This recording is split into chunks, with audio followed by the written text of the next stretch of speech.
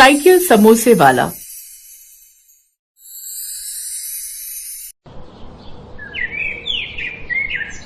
अरे सुना तुमने, अपने थाने में एक नया इंस्पेक्टर आने वाला है।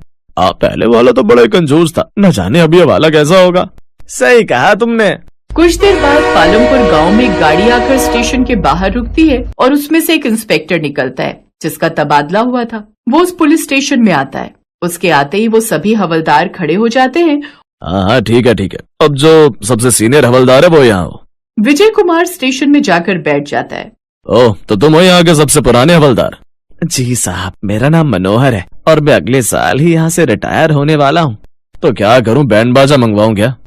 तुझसे पूछा क्या किसी ने कि तू कब रिटायर होगा या नहीं? मुझे इससे क्या लेना देना? तू कभी भी रिटायर हो या ना हो, ये इस थाने में पूरी जिंदगी गुजार दे, मुझे इससे क्या? बेकारी मेरा टाइम खोटी कर रहा है। अच्छा चल, अब जाकर मेरे लिए एक बढ़िया कटिंग वाली चाय लेकर आ। जी साहब, अभी लेकर आया। बूढ़ा मनोहर अब जल्दी से सामने वाली चाय की दुकान पर गया और उसके लिए चाय ले आया। इतनी ठीक भी नहीं है लेकिन इतनी बुरी भी नहीं है। अच्छा ये बता मनोहर, तुझे मेरे बारे में क्या क्या पता है? सर वो अरे क्या हुआ, तू डर क्यों रहा है? जो भी मेरे बारे में सुना है वो सब तू अच्छे से बता, मुझे बुरा नहीं लगेगा। देख ये सब तो चलता ही है, लोग तो पीठ पीछे प्रधानमंत्री को भी गालियां देते हैं। क्यों? चल अब जल्दी जल्दी बता, क्या सुना तूने मेरे बारे में? वो साहब, यही कि आप रिश्वत लेने में माहिर हैं। रिश्वत के लिए तो आप झूठे को सच्चा और सच्चे को झूठा बना सकते हैं। अगर पैसे मिल जाएं तो आपके लिए क्या बड़ा और क्या छोटा सब एक समान है। बस यही सब सुना है साहब, लेकिन सुनी हुई बातें कहाँ सच होती हैं? लोगों की आधी से ज्यादा बातें तो झूठी होती है ना। हाँ हो भी सकता है, लेकिन मैं तुझे ये बताना चाहता हूँ कि तूने जो भी सुना है ना वो कम है। मैं तो बहुत बड़ा फिल्म हूँ, पैसे के लिए तुझे भी खड़े खड़े बेच दूं, समझा? और बिना रिश्वत के तो मेरा गुजारा चलता ही नहीं है, क्योंकि मेरे खर्चे थोड़े हाई फाई हैं। खैर ये बता, अब अपने गाँव की गुनाह की फाइल कहाँ है? बाहर मेरे टेबल पर रखी है, अभी लाता हूँ साहब। अबे ओ चाचा, तुझे किसने कहा इस उम्र में इतना फुर्ती दिखाने को? ज्यादा फुर्ती दिखाएगा ना तो ऐसा ना हो कि इस उम्र में तेरी हड्डियां चटक जाए, समझा? चलो मुझे ये बता, इस गांव में कौन क्या क्या बिजनेस करता है और कितने पैसे कमाता है, वो सब जानकारी मुझे बताओ, समझे? अब उसने एक एक कर सभी की जानकारी देनी शुरू की। ठीक है, तो कल हम गाँव का मुआयना करने चलेंगे। चल अब सामने वाले ढाबे से मेरे लिए बढ़िया सी थाली बनवा कर ले आ, और हाँ, उस ढाबे वाले को समझा देना कि मुझसे पैसे मांगने की हिम्मत भी ना करे। बड़ा ही घूसखोर है इंस्पेक्टर, तो आते मुफ्त में खाने बैठ गया। गांव के इस पुलिस स्टेशन में एक नया इंस्पेक्टर आया था जो कि बड़ा ही घूसखोर था। उसी गांव में एक छोर पर मनीष नाम का एक आदमी रहता था जो कि साइकिल पर समोसे बेचा करता था। उसके समोसे सबको ही बड़े पसंद आते थे। समोसे समोसे आइए, गर्मा गर्म समोसे खाइए, आइए आइए जल्दी आइए, समोसे खाइए। अब एक एक कर उसके पास ग्राहक आने लगे। आ गया मनीष बेटा, कब से मैं तेरे समोसे के इंतजार में खड़ी थी। तेरे समोसों के नाम से ही ना मुंह में पानी आ जाता है। ओए होए होए, कितने चटपटे होते हैं तेरे ये समोसे। अरे काकी, इस उम्र में ज्यादा चटपटा खाना ना सेहत के लिए हानिकारक है, समझी? इसलिए सोच समझ कर खाया करो। अरे ओ राजू, इस उम्र से क्या मतलब है तुम्हारा? कमला काकी की अभी उम्र क्या है? देखो तो कितनी जवान है अभी तो। बोलो काकी, कितने समोसे करूं? हाय जीते रहे मनीष, तू ऐसा कर, मेरे लिए 4 समोसे बांध दे। चाची, इस उम्र में 4 खा जाओगी? चुप कर कमबख्त, मेरे खाने पर क्यों नजर लगा कर रखे हुए है? हाँ राजू, काकी बिल्कुल ठीक कह रही है। खबरदार जो तूने अब से काकी को नजर लगाई। मैं तो कहता हूँ काकी, तुम काला टीका लगाकर निकला करो, तुम्हें किसी की नजर नहीं लगेगी। बिल्कुल ठीक कहता है तू बिटवा। मनीष बड़ा ही होशियार था। अपनी बातों से वो सबका मन लगाए रखता था। साथ ही कई बार वो अपने ग्राहकों के साथ ऐसी ऐसी शर्त लगाता कि सब शर्त हार जाते और वो जीत जाता। ऐसे ही एक रोज जब उसके पास गांव का मास्टर समोसे खा रहा था, तभी मनीष की नजर सामने वाले पेड़ पर बैठे बंदर पर जाती है और वो मन ही मन सोचता है, अभी मैं इससे शर्त लगाता हूँ। हाँ, इसमें कौन सी बड़ी बात है? वैसे भी तू साइकिल समोसे वाला, मुझसे क्या ही शर्त जीत पाएगा? बोल क्या सवाल है, मैं तैयार हूँ। मास्टर जी, मैंने सुना है कि इंसान बंदर से ही आए, मतलब बंदर ही बाद में इंसान बने। अगर ऐसा है तो अभी भी वो देखो, पेड़ पर ये सब बंदर क्यों रह गए? ये सब इंसान क्यों नहीं बने? मनीष का ये सवाल सुनकर मास्टर अपना सर खुजाने लगता है। सोचो सोचो, जवाब दो, बोलो। अब वो मास्टर काफी देर तक सोचता है, लेकिन उसके पास इसका जवाब नहीं होता। इसका जवाब तो मेरे पास नहीं है, लेकिन इस समोसे वाले के पास है। लेकिन इसके जवाब के 200 रुपए लगेंगे। बोलो मंजूर है तो बताऊं जवाब? हाँ बोल। अब देखो साहब, हम इंसान जिस बंदर की प्रजाति से आए हैं वो अलग प्रजाति थी, और पेड़ पर रहने वाले बंदर अलग प्रजाति के हैं। इसीलिए तो वो बंदर आज तक बंदर ही रह गए और वो इंसान नहीं बन पाए। हाँ तुम बिल्कुल ठीक कह रहे हो, सब ठीक ही कहते हैं। बड़ी अकल है तुम में। ये लो अपने 200 रुपए पकड़ो। वो मास्टर उसे 200 रुपए देकर चला गया। कुछ देर बाद वहाँ पर एक पुलिस की जीप आकर रुकती है। उसमें से मनोहर और इंस्पेक्टर विजय कुमार उतरते हैं। क्या रे मनोहर, यहाँ पर तो कितने सारे लोग गाड़ी पर धंधा करते हैं, लेकिन इनके बारे में तूने कुछ भी नहीं बताया। साहब ये लोग तो छोटे मोटे धंधा करने वाले हैं, इसीलिए आपको इनके बारे में कुछ भी नहीं बताया। फालतू की बात मत कर। छोटे धंधे वाले हैं तो क्या हुआ, बड़े धंधे वाले हुए तो क्या हुआ, मुझे तो बस पैसों से मतलब है। अच्छा वैसे एक बात कहूँ साहब, यहाँ एक बार को आपको बाकी सब लोग पैसे दे भी सकते हैं, लेकिन वो है ना वहाँ, वो उसका नाम मनीष है, समोसे बेचता है साइकिल पर, दिमाग का बड़ा शातिर है वो, आपको बातों में ऐसा उलझा लेगा कि आपको पैसे ही नहीं देगा। अरे ऐसे छोटे मोटे लोगों को मैंने बहुत देखा है, इसको तो मैं चुटकी बजाकर सीधा कर दूं। चल मेरे साथ और देख मेरा रुतबा। फिर कुछ देर बाद, अरे ओ, तूने यहाँ पर अपनी गाड़ी क्यों लगाई है? अगर तूने यहाँ गाड़ी लगाई ना तो तुझे रिश्वत देनी पड़ेगी, मुझे समझा? रिश्वत? अच्छा एक बात बताओ साहब, आप सच में पढ़ाई करके पुलिस में भर्ती हुए हो ना? क्या बोला? अब मतलब आपको गाड़ी और साइकिल में फर्क नहीं पता क्या? गाड़ी वो है जो आपके पास है और मेरे पास जो है उसे साइकिल बोलते हैं, और साइकिल पर मैं एक जगह पर नहीं टिकता, यहाँ से वहाँ घूमते हुए समोसे बेचता हूँ साहब। तो आप ही बताओ, जब मेरा कोई ठिकाना ही नहीं है तो फिर मैं किस बात के आपको पैसे दूं बताओ? मेरे सामने नए ज्यादा चालाकी दिखाने की जरूरत नहीं है, समझा? अरे नहीं साहब, मैं ठहरा एक समोसे वाला और आप एक इंस्पेक्टर साहब, तो आप ही बताइए कि कैसे मैं आपका मुकाबला कर सकता हूँ। वैसे ये बताइए कि मैं आपसे शर्त लगाऊं तो आप जीत गए तो जितना पैसा मांगूंगा उतना दोगे, और अगर आप हार गए तो आप कभी किसी से रिश्वत मत लेना यहाँ पे। बोलो मंजूर है? ये सुनकर मनोहर कहता है, नहीं साहब, आप इसकी बातों में मत आइए, ये आपको अपनी बातों में फिर उलझा रहा है, आप शर्त मत लगाइए। अरे चुप कर, मैं इंस्पेक्टर विजय कुमार हूँ और मैं यूं ही हार नहीं मान सकता, समझा? ठीक है, मैं शर्त के लिए तैयार हूँ, लेकिन करना क्या है वो मैं डिसाइड करूंगा। अब सुन, कल तुम साइकिल पर घूमते हुए समोसे बेचोगे, लेकिन वो समोसे साइकिल पर नहीं होने चाहिए, और जब किसी ने रोका तभी वहीं रुककर तुम समोसे दोगे, लेकिन अपने हाथों से नहीं दोगे और ना ही अपने हाथों से पैसे लोगे। बोलो मंजूर है? ठीक है, मुझे मंजूर है।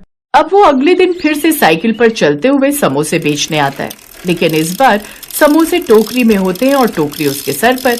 एक हाथ से वो साइकिल चला रहा था और एक हाथ से उसने टोकरी पकड़ी हुई। गर्मा गर्म समोसे ले लो। मनीष भैया, मुझे भी समोसे देते चाहिए। हाँ बहन। मनीष साइकिल रोकता है और एक पेड़ की छांव में बैठ जाता है। अब समोसा अपने हाथों से लेकर ये पैसे मेरी जेब में डाल दीजिए। इसी तरह सभी ग्राहक उसके पास आते हैं और खुद समोसा टोकरी से उठाकर पैसे उसकी जेब में डालते हैं, जिससे वो अपनी शर्त जीत जाता है। देखा साहब, मैंने ना तो समोसे साइकिल पर रखे और ना ही मैंने उन्हें ग्राहकों को अपने हाथों से दिया और ना ही उनसे पैसे लिए। अब शर्त के मुताबिक मैं शर्त जीत गया, और आज के बाद आप मुझे कभी साइकिल पर समोसे बेचने से नहीं रोकेंगे और ना ही आप कभी किसी से रिश्वत मांगेंगे। ये सुनकर विजय कुमार पर सब हंसने लगे और वो मनीष की होशियारी देख उल्टे पांव वहां से लौट।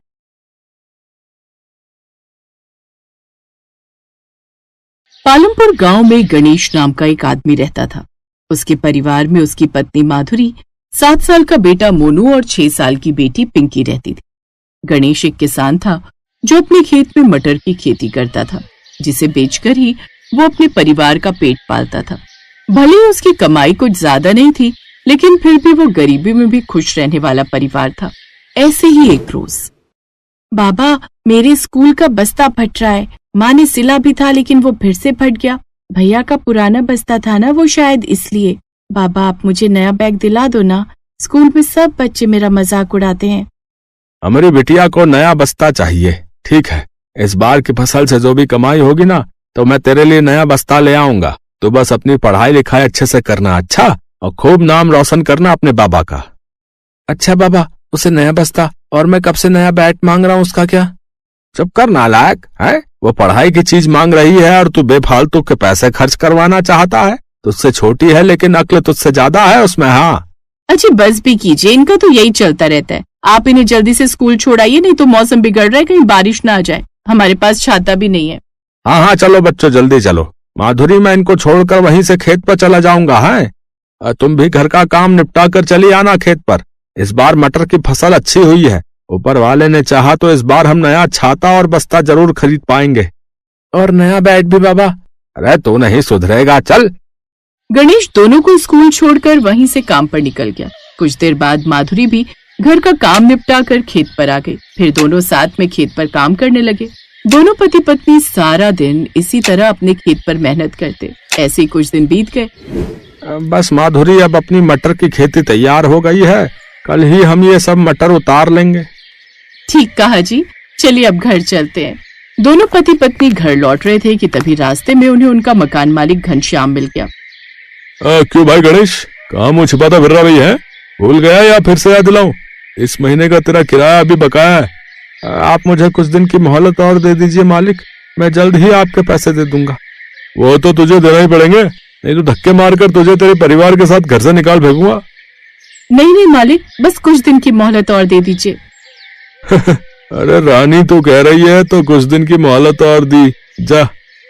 ये कहकर घनश्याम वहाँ से चला गया। दरअसल माधुरी दिखने में काफी सुंदर थी, इसलिए अक्सर गांव के कुछ लोगों की नीयत उसे देखकर बिगड़ जाती थी। मेरा बस चले तो इस गंजे के टाट पर अपनी चप्पल उठाकर मार दो। बिल्कुल भी तमीज नहीं है इसे औरत से बात करने की।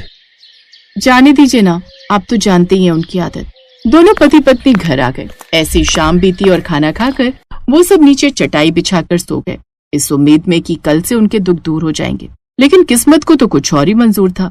अचानक से आधी रात को मौसम ने करवट ली और बादलों की तेज गड़गड़ाहट के साथ गांव में तेज बारिश और ओले पड़ने शुरू हो गए और उस बारिश से उनकी मटर की सारी फसल खराब हो गई। बारिश थमने के साथ ही अगली सुबह वो खेतों पर भागकर गए तो सब कुछ बर्बाद हो चुका था।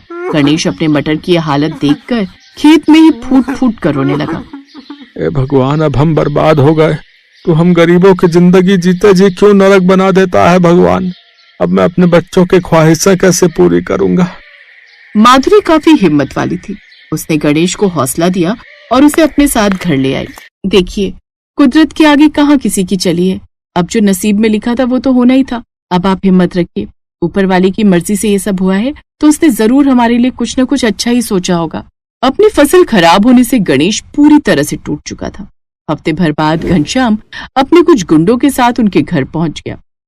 अब तो तू बर्बाद हो गया, तेरे तो खुद ही खाने के लाले पड़े हैं और तू मेरा किराया क्या ही देगा।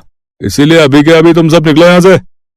मालिक ऐसा ना करो, पहले ही हम काफी दुख में हैं, ऊपर से बाहर बारिश भी है। ऐसे में मैं अपने बीवी बच्चों के साथ कहाँ जाऊंगा। तू अपने पिल्लों को लेकर जा मर्जी जा, लेकिन हाँ रानी, अगर तू चाहे तो तू मेरे साथ रह सकती है। कसम से तुझे हमेशा कुछ रखूंगा। अगर अगली बार तेरे मुंह से ये बात सुनी ना तो चप्पल से ऐसी कुटाई करूंगी कि जो थोड़े बहुत बाल है वो भी नहीं बचेंगे। और तू क्या निकालेगा, हम ही जा रहे हैं घर छोड़कर। मम्मी, मैं तो कहता हूँ ये मिर्च का डब्बा इसकी आंखों में उड़ेल दो, बुड्ढा खुसट कहीं का। ए तेरी तो। ए खबरदार, जो मेरे बच्चों को हाथ भी लगाया, नहीं तो दोनों हाथ उखाड़कर ऐसे फेंकूंगी कि एक कश्मीर में जाकर गिरेगा और दूसरा सीधा कन्याकुमारी में। माधुरी अपने पति और बच्चों के साथ वहां से चली जाती है।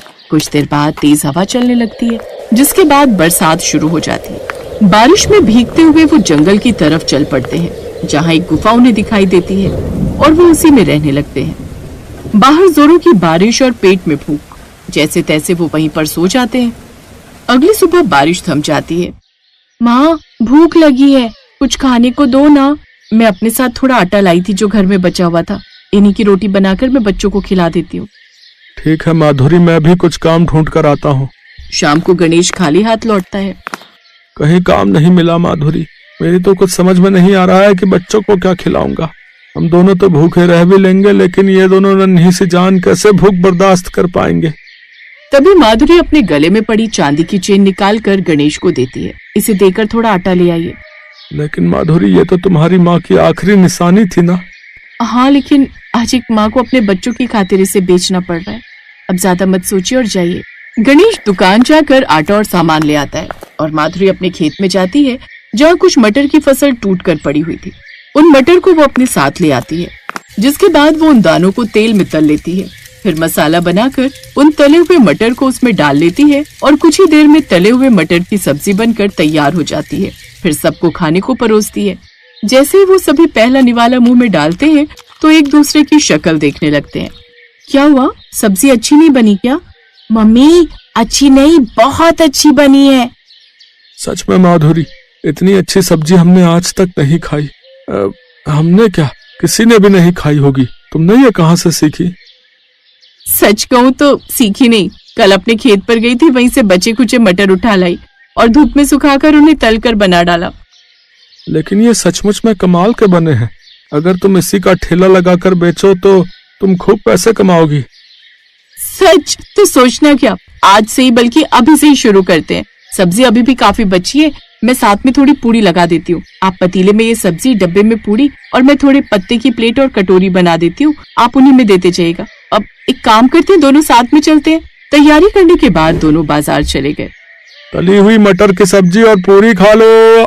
है तली हुई मटर की सब्जी? भाई ये तो पहली बार सुना। भैया कितने की प्लेट दी भाई साहब? जी सिर्फ 30 रुपए। अच्छा लगा दो फिर।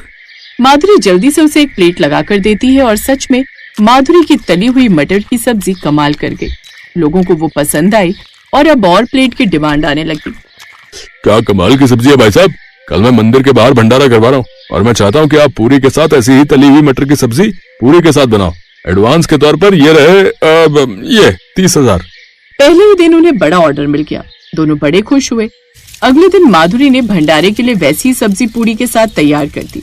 भंडारे में भी सबको उनके बनाए हुए तली मटर की सब्जी और पूड़ी पसंद आई।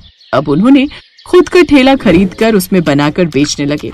अब इसी तरह और भी कई ऑर्डर उनके पास आने लगे और उन्होंने खूब पैसे कमाने शुरू कर दिए। साथ ही गणेश ने अपने खेत पर ही फिर से मटर उगाने शुरू कर दिए और उन्हीं मटर को तलकर वो उसकी सब्जी बनाने लगे, जिससे उन्हें खूब मुनाफा होने लगा। अब उनके पास सब कुछ था, खुद का घर, पिंकी के लिए नया बस्ता, मोनू का नया बैट और सबका अपना अपना एक छाता। Best buddies. Hello friends, thanks for watching this video. अगर आपको ये वीडियो पसंद आया है तो प्लीज लाइक, सब्सक्राइब, कमेंट्स करें इस वीडियो पर और हाँ, शेयर करना भी ना भूलें। और भी मजेदार वीडियो देखने के लिए नीचे दिए गए बेल आइकॉन को दबाएं। देखते रहिए बेस्ट बडीज।